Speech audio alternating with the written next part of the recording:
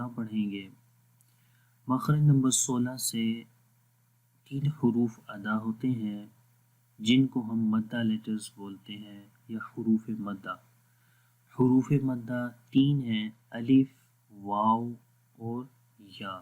تو آئیے دیکھتے ہیں کہ ان کو کہاں سے پڑھتے ہیں اور ان کی آواز کیسی ہے۔ آئیے شروع کرتے ہیں۔ الجوف، دی empty space in the mouth۔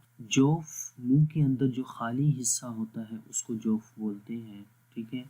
تو یہ چوتھا پوائنٹ ہے منہ کے اندر جہاں سے حروف ادا ہوتے ہیں۔ اس سے پہلے ہم نے 3 جگہیں پڑھ لی تھی، گلا پڑھ لیا تھا، زبان پڑھ لی تھی اور ہونٹ پڑھ لیے تھے، ٹھیک ہے۔ اس کے بعد اب جوف ہے، یعنی کہ منہ کا جو اندر کا خالی حصہ ہے جو آپ کو یہاں گرین نظر آ رہا ہے، ٹھیک ہے۔ تو جوف دہن، اس کو جوف دہن بولیں گے، یہ حروف مدہ کا مخرج ہے۔ حروف مدہ جو ہوتے ہیں وہ 3 ہوتے ہیں۔ حروف حرف کی جمع ہے اور مدہ عربی کے اندر لمبا کرنے کو بولتے ہیں۔ تو حروف مدہ کا مطلب ہوا کہ وہ حروف کہ جن کو لمبا کرتے ہیں، ٹھیک ہے۔ تو یہ 3 حروف ہوتے ہیں، الف، واو اور یا۔ تو جب یہ 3 حروف آتے ہیں تو ان کو لمبا کرتے ہیں، لیکن ان کو لمبا کب کرتے ہیں، ٹھیک ہے، وہ ہم پڑھیں گے۔ سب سے پہلے الف، الف کو آپ یہاں پر دیکھیں، الف مدہ۔ تو الف مدہ کب ہوتا ہے کہ جب الف آئے زبر کے بعد، ٹھیک ہے، یعنی کہ جب الف سے پہلے زبر ہو تو اس وقت ہم الف کو لمبا کریں گے اور یہ الف مدہ ہوتا ہے۔ ان کا مطلب یہ نہیں کہ جب یہ 3 حروف آئیں کسی بھی جگہ کے اوپر ان کو لمبا کریں، نہیں، بلکہ یہ اس جو ہے وہ خاص کیفیت میں یا کنڈیشن میں ہوں گے تو پھر اس وقت جو ہے ان کو لمبا کیا جائے گا، ٹھیک ہے۔ یعنی کہ جب الف زبر کے بعد آئے تو اس وقت اس کو لمبا کریں گے۔ تو یہاں پر یہ لکھا بھی ہے، یعنی الف ساکن ما قبل مفتوح، یعنی کہ الف ساکن ہو، جیسے کہ یہاں پر الف ساکن ہے، یعنی اس کے اوپر نیچے کچھ نہیں ہے، اور ما قبل مفتوح اور اس سے پہلے والا جو حرف ہے اس کے اوپر زبر ہو، ٹھیک ہے۔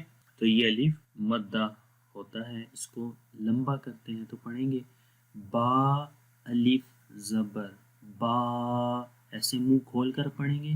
تو یہاں پر آپ دیکھیں کہ یہ منہ کھل رہا ہے اور یہ اس کی آواز جوف دہن ہے، یہ حصہ جو ہے یہ جوف دہن کہلاتا ہے۔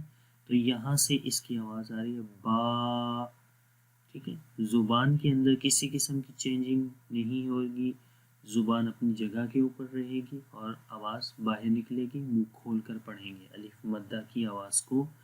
آگے ہے واو مدہ۔ واو مدہ کون کیا ہوتی ہے؟ جب کبھی بھی واو آئے اور اس کے اوپر جزم یا سکون کا سائن ہو اور اس سے پہلے پیش ہو، ٹھیک ہے۔ تو جب واو اس حالت میں آئے گی اس وقت ہم اس کو واو مدہ بولیں گے۔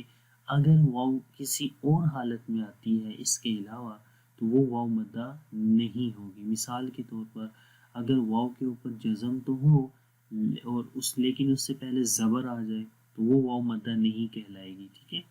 اسی طرح اگر واو سے پہلے پیش تو ہے لیکن واو کے اوپر جزم نہیں ہے تو اس صورت میں بھی واو مدہ نہیں کہلائے گی۔ تو واو مدہ کب ہوگی؟ جب واو کے اوپر جزم ہو، یعنی کہ سکون سائن، اور اس سے پہلے پیش ہو۔ تو یہ 2 چیزیں جب ہوں گی تو تب واو مدہ ہوگا، ٹھیک ہے۔ واو ساکن ما قبل مضموم، یعنی واو ساکن ہوگا، واو کے اوپر جزم ہوگی، ما قبل مضموم یعنی اس سے پہلے والے حرف کے اوپر پیش ہوگی، دمہ ہوگا، اس صورت میں واو کیا ہوگی؟ مدہ ہوگی۔ تو اس کو ہم بولیں گے واو مدہ، یعنی کہ وہاں پر بھی ایک الف کے برابر ہم یعنی 1 سیکنڈ لمبا کریں گے۔ تو پڑھیں گے با، واو، پیش، بو، تھوڑا سا ہم اس کو الف کے برابر لمبا کریں گے۔ دیکھیں آواز یہاں سے آئے گی ووکل کارڈ سے اور یہاں سے جیسے نکلے گی تو جو پھر دہن، تو اس جگہ سے بیسیکلی آواز نکلتی ہے، تو ہونٹ گول ہوں گے، ٹھیک ہے، جیسے آپ کو امیج میں نظر آ رہے ہیں، اور آپ کی جو زبان ہے وہ تھوڑی سی اوپر کی طرف جائے گی پیچھے سے، ٹھیک ہے۔ تو یہ واو مدہ کی کنڈیشن رہے گی جب اس کو پڑھیں گے بو،